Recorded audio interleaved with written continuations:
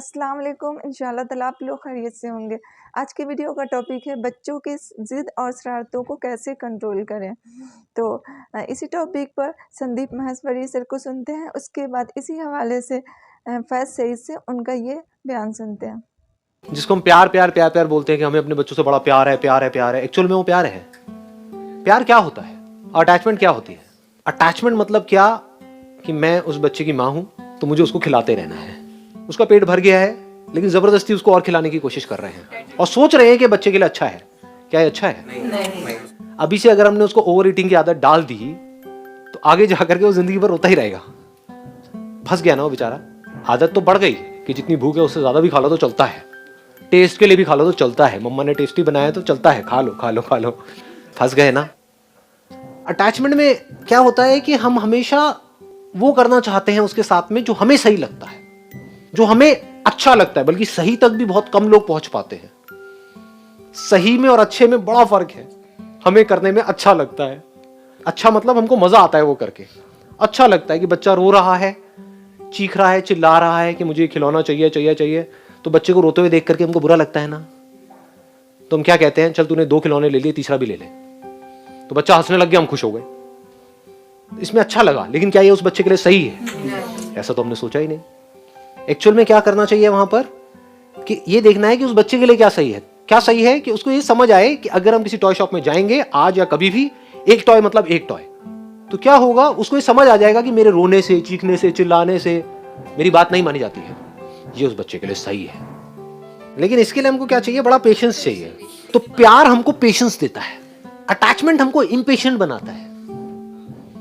बच्चे की किसी से लड़ाई हुई, उसने आकर के कुछ भी बोला, आपको पता नहीं है कि गलती आपके बच्चे की है, सामने वाले की है, पहुंच गए लड़ने के लिए, तो आप क्या बन गए? इम्पेशेंट बन गए। तो दूसरा काम ये करना। तीसरा काम क्या करना, वो ये, इनकी जिद और शरारतों को कंट्रोल कीजिए। जिद और शरारतें क्यों बढ़ती है समझ जाएंगे तो कंट्रोल कैसा करना आप वो भी समझ जाएंगे। हमारे पास एक ट्रेंड है सोसाइटी में, वो अच्छा नहीं है लेकिन है। क्या ट्रेंड है मैं बताता हूं। देखिए मिसाल, आपका बच्चा जिद करता है, एक माँ होने के नाते और फिर एक बाप होने के नाते, आपका बच्चा जिद करता है कि कोई चीज आपको चाहिए, तो इस जिद को याद रखिए, कभी रिपीट मत करना किसी के सामने कि मेरा बच्चा ऐसी जिद करता है। अब फॉर एग्जाम्पल, आपके बच्चे ने जिद की, जिद करके कुछ तो भी थोड़ा सा रोया, तेज रोया तो सांस रुक गई। तो आप देखिए, अब एक औरत होने के नाते आप एक्सप्लेन करें, एक माँ होने के नाते अपनी वालदा दूसरी औरतों से, अब वो जिद करना शुरू करता, आप बोल रहे अरे नहीं बाजी, इसको कुछ नहीं बोलना, ये जिद करता, फिर सांस रोक लेता, फिर फिट्स आ जाते, फिर दम यो। अब वो बच्चा वहाँ सुनता बात को, अच्छा मतलब मेरी वालदा इसका बड़ा टेंशन लेती है जब मैं ऐसा करता हूँ, तो अगली बार क्या करता हूँ। आपने एक तो पहले तो क्या करे, हाइपर कर दी, कुछ उसका दम वम नहीं रुका था, ठीक है, इसलिए कि बच्चे जब एक्सट्रीम रोते, कोई पसंद की चीज़ तो उनकी सांस जब ही आ जाती है, हाँ लाइए, फिर कैसा, मतलब वो आपको तंग करने का रहा। तो आपने उस चीज़ को कभी किसी के सामने रिपीट नहीं करना चाहिए। बाप होने के नाते बच्चा बड़ा जिद्दी है, अब देखिए महफिल मजलिस में बाप गया, कोई दूसरा बोल रहा अरे आपका बच्चा बड़ा जिद्दी है, दादा पे क्या, दादा पे पूरा खानदानी हमारा जोश रहता है, हम लोग खानदानी एकदम सनपट है, बहुत गुस्सा है। हमारे दादा तो कुड़ाली लेके निकल जाते थे, बाद में अब्बा का मामला तब दौरा जब बंदूक ले ली थी, लाइसेंस बंदूक लेके निकल गए थे। मैं भी वैसे ही है, बेटा तीनों का मिक्सचर के साथ आया, बहुत आगे। अब ये बच्चा जिद ज्यादा करेगा या कम करेगा, मैं आपसे क्वेश्चन कर रहा हूं। ये तारीफ थी या उसको बिगाड़ना था, मुझे तो कुछ समझ में नहीं आ रहा क्या है, लेकिन इतना दिख रहा है कि इससे बच्चा बिगड़ने वाला। आप उसको कोट क्यों करते हैं? ऐसे बातों को बिल्कुल फिनिश कर देना। नेक्स्ट टाइम बच्चे ने तरसना कि मैंने इतनी जिद किया तो इन्होंने क्या रिएक्शन दिया उसका, और वालिदा ने बोला कल आपने इतना रोते ना बेटे, देखो ज्यादा रोने से सांस रुक जाती और कभी कभी सांस रुकने से इंसान मर सकता है, देखिए आपकी जिंदगी आप तय कीजिए क्या करना। तो वो अगली बार बोलता है ये तो टेंशन ही नहीं ले मेरी मौत जिंदगी का। नहीं बेटा, ये तो आपने तय किया ना सांस रोकना, मैंने तो गला नहीं दबाया आपका, फिर आप क्यों करते हैं ऐसा? ऐसा नहीं करना चाहिए। अगले बार देखिए वो एहतियात करेंगे, बल्कि कोई दूसरा रोता है वैसा नहीं करना, मर जाते उससे वो, और इसका कोई टेंशन घर में लेने वाला है नहीं, तो सुधर जाओ। तो आप उसकी जिद को बढ़ाते हैं, वो नहीं बढ़ाता है। जब आप उसकी जिद को कोट करते हैं किसी भी नाते से, खाला होने के नाते आप भांजे की, भतीजों की कोट करें, फूफी होने के नाते, या आप माँ होने के नाते बच्चों की करें, या दादी होने के नाते वो करें। और यहाँ एक रोल ये भी होता है, कभी बड़ी औरतें जो दूसरी घर की औरतें होती जिनसे उनको बदला लेना होता है, और जब बच्चा को ऐड करता है तो बच्चे को बोलते बेटा तूने मेरा बदला लिया। तूने एक माँ की सुन ली, हालांकि वो बच्चे की वो भी माँ है, तुम सास है, मतलब उसकी दादी है, लेकिन क्या बोल रहे, बच्चा बोलता अच्छा ऐसा माँ के साथ करने दादी को खुशी होती, मुझे जिद करना चाहिए। तो बिगाड़ने वाला कौन हुआ?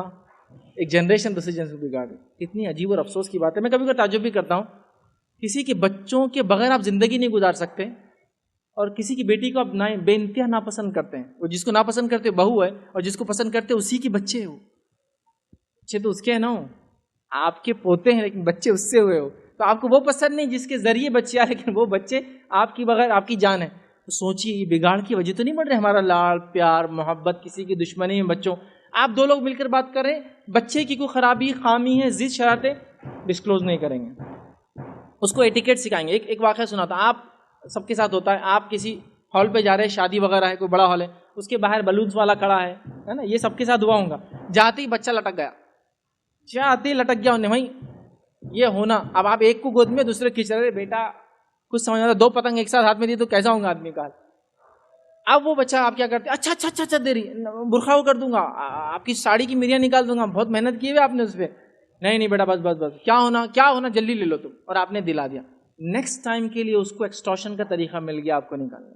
इसका रूल ये होना चाहिए, जो प्रैक्टिकली आप देखिए आजमा के फायदा होगा इंशाल्लाह। आपके बच्चे ने आपको इस जगह जिद किया, तो आप हॉल जाने से पहले बोलिए, बेटा हॉल के बाहर बलून्स वाले होते हैं, फुग्गे खिलौने लेके लोग होते हैं, आपको हम दिलाएंगे इंशाल्लाह, इसमें कोई मना नहीं, लेकिन आप उन दावत अटेंड करेंगे। दावत से निकलते वक्त हम आपको जो आपकी चीज़ चॉइस की होंगी इंशाल्लाह हम खुद दिलाएंगे, अब्बू को बोलेंगे, पापा को बोलेंगे, जो भी है। आप जाते वक्त जिद नहीं करेंगे, दिस इज अ प्रॉमिस।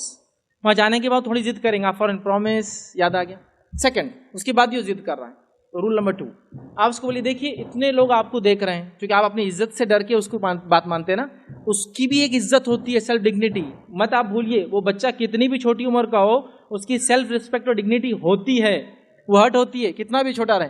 तो आप उसको बोलिए, ये जितने लोग आपको देख रहे हैं, इन सब के सामने मैं आपको एक जोरदार जो तमाचा दे सकती हूँ, नहीं करूंगी, अगर आपने ये जिद नहीं छोड़ी तो आते वक्त तो मैं देने ही वाली चीज दिलाने वाली हूँ, लेकिन अभी जिद नहीं करेंगे। तो वो डर जाता, जहां आप डर रहे थे कि वो आपकी सेल्फ रिस्पेक्ट खराब करेगा, इज्जत वो करेगा, आपने उसको चैलेंज कर दिया। मैंने एक जगह देखा, एक जगह मैं एक सफर पे था, एक बच्चा लिफ्ट में अब्बा के साथ था, और उसके वालिद उससे बात करे और बोल रहे, बड़े मेरी इज्जत में तो उतारा ऊपर चल के, मेरी इज्जत नहीं उतारना, और आज नहीं इज्जत उतारूंगा तुम्हारी मैं। तो बेटे कितना दूं देखो, तो बोले 100 रियाल दे दो, बोले मेरे को रियाल में बात चल रही थी उनकी, उन्होंने 100 रियाल दिए सिर्फ इज्जत नहीं उतारने के लिए दावत में। तो मैंने उनसे पूछा ऊपर जाने के बाद, क्या करता हो ऐसा? तो बोले जाते बोले वेटर के हाथ में चीजें गिरा देंगे, केक दिखा दो फैला देंगे, और जानबूझ के करता, और बोलता इज्जत उतार दूंगा जल्दी पैसे दो। तो मैं क्या करता, बोले मजलिस में जाने से पहले बार्गेन करके पैसे देके ऊपर जाता हूँ। ये होता है ना।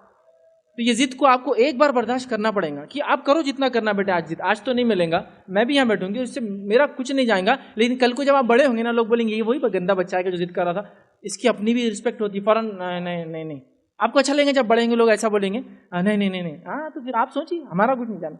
आप उसको उसकी जिद शरारतों को कंट्रोल कीजिए, वरना फिर क्या होता है कि हद के बाद कंट्रोल नहीं कर पाते। क्या होती चीज? Like and share, like and share.